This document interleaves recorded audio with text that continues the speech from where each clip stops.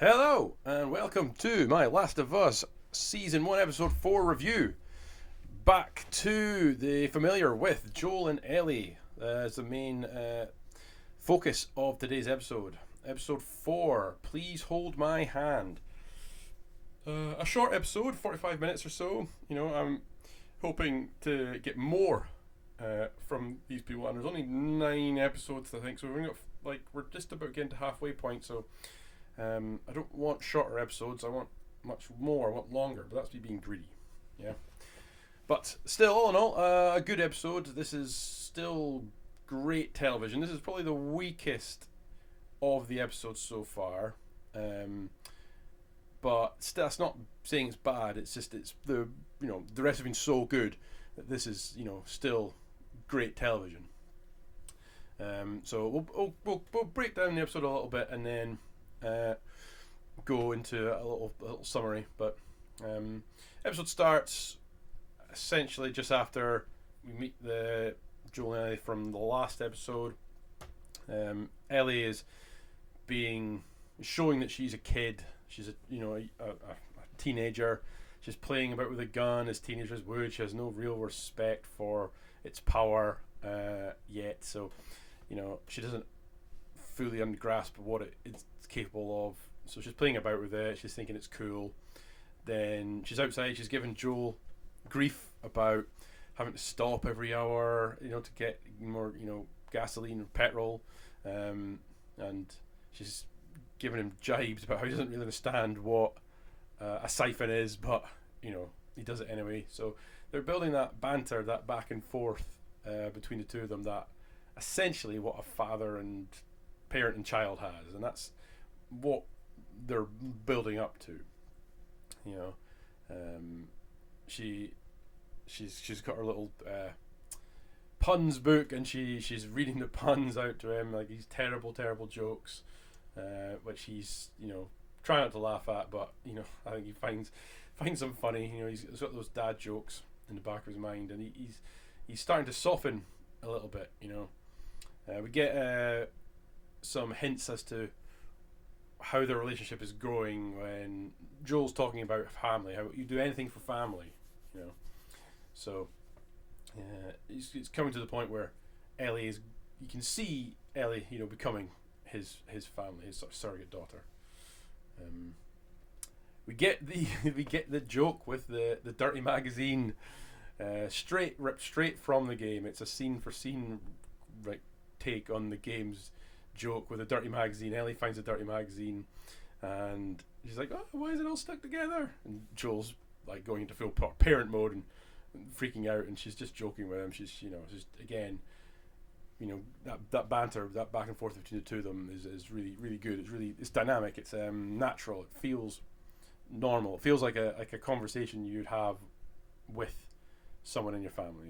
It just feels natural, even though he's still referring to her as cargo. No, at the moment she's still cargo, but he's definitely softening, and you get a lot more of that later on in the episode. So they're driving through, and they get to Kansas, and Joel's a bit worried because he has to leave the highway, and doesn't want to leave the highway. He doesn't want to go through these cities because he knows exactly what's in these cities.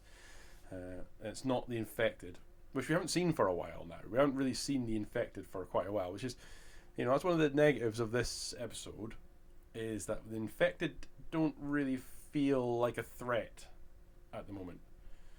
We saw them quite a bit in episode 2, didn't see anything of them in episode 3, and then again in episode 4 we don't see them again at all. So it feels like this world isn't too dangerous. It's like there's an infected out there somewhere, but they're not here, they're not there, and there's quite huge places where there is no infected around. So it feels a bit it feels like that threat isn't there. I'm sure they're going to build to something. This seems, again, in this episode, this seems to be building to a threat coming into the city, but for now the infected don't seem like a threat. So they do meet the real threat of this episode, which is the raiders or marauders, the roaming packs of humans in the city. So here's where we get a big deviation from the game, in not necessarily in what happens, but in terms of like who we meet.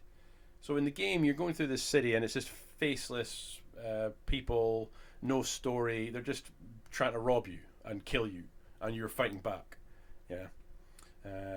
Here we find, they are people. There's scenes where Joel shoots one of them, and one of the guy does something stupid. He walks out into the middle of the road to go help his buddy, and Joel, if he had not been also so stupid, could have just shot the other guy right there and then. But for some reason, he also walked away. So Joel's been a bit stupid. But then you get another character, another guy who's just gone to try and kill Joel. That when he comes to his turn to get killed, is screaming for his mum. Save me, save me. Is that an act? Is he genuinely terrified? Probably, I think. Because he realizes he's going to be killed. So the people here, they're much more fleshed out. We get glimpses of their possible backstory as to why they're doing the things they're doing. This is called them the Marauders. I don't know what their official title is, but let's call them the Marauders. It seems like they were under Fedra oppression, and maybe Fedra took it too far. They started rounding people up and beating them to death, and started mistreating them. So these people rebelled, got rid of Fedra, and took control. So that kind of leads me on to the biggest change for the episode, is to give these people a leader. Now the leader is Kathleen. She's it's a bit far-fetched, I think. This is a show where you have to suspend disbelief quite a lot, but I believe it's a bit far-fetched. These rough and tough military dudes are all working under the control and command of this woman who, to be honest, she kind of feels like your mean next door neighbor whose rich husband died and now feels super entitled to all the parking spaces on the road. It's just, she's the woman. I can't. How does she control these people? She's just the woman who killed Charlie Sheen, and she sounds like the woman who killed Charlie Sheen. It's not to do take away from the actress or the actor. She did all her delivery and whatnot, but I just don't believe that she's in charge of all these people. Maybe that'll come into play later on, and it is intimated that her brother was beaten to death by Fedra. So perhaps her brother was the one in command, and she's taken over in his death. But it feels like she's mainly just put in there as a plot device to lead us to the bigger characters who were in the game. So she's desperately striving to find Henry. So she believes Henry's the one who ratted out her brother, and Henry is the super important character to us, to our main protagonists, Joel and Ellie, and we catch a glimpse of them right at the very end. So the very end of the episode cuts off when they meet. They essentially ambush Joel and Ellie while they're sleeping, and the whole episode seems like it was just an introduction or a setup to bring in these two characters. So, like episode 4 and 5 will probably be seen as one episode, I think, just split in two. But we'll have to wait until next week. I guarantee that episode 5 is obviously going to carry on directly from where we left up in episode 4, but it's going to feel like there should have been one episode. Maybe it's a part 1 and a part 2. But all in all, still fantastic. Like the scenery, the fact that you saw like nature, and one of the big things with the game and the story is that when humans are mainly gone, nature takes over. Nature comes back. Nature takes back what we took from it, and that's kind of the circle of life. When we're gone, nature comes back. Animals thrive, plants thrive, everything else thrives, apart from, us, obviously. So, going back to Joel and Ellie, we get much, much more of their dynamic and their relationship growing. Which that's the best thing about the show so far is Joel and Ellie's relationship and how it's growing. They're intimating that Joel will do anything for family. He'll do anything for family. Tess was considered family. His brother is obviously family. He's doing all this to try and get to his brother. He stayed in the QZ for Tess, who was his family. So we're getting to know that Joe will do anything to save his family. And by anything, I mean anything. He will do things which aren't particularly nice. He again intimates that he has killed people who were innocent. Like, he's murdered people to protect his family or to, get the things he needs to protect his family. So we're going to see that come about again for sure. And we're getting to the point where we're making it feel like Ellie is becoming his family. So he does that. You see that when she's forced to shoot someone who's trying to kill Joel. So she shoots him, and Joel's trying to take that burden off of her. He's saying, well, you didn't kill him, I killed him. I finished him off with a knife. So I killed him. So you don't have to worry. Your first is always hard. And, she comes back and says, well, it's not my first. So again, it shows to Joel that she's not the same as, say, his daughter. His daughter was innocent. She lived in a world where you didn't have to kill people. Ellie doesn't live in that world. Ellie lives in a world where, in order to survive, you've probably had to kill. And she's had to kill people before. We'll definitely get that in another episode, a later episode. I think they're doing the Left Behind DLC as a standalone episode. It'll be another sort of bottle episode. So you'll definitely, and that's about Ellie's past. So we'll see that and what she's talking about in that episode, I'm pretty sure. So,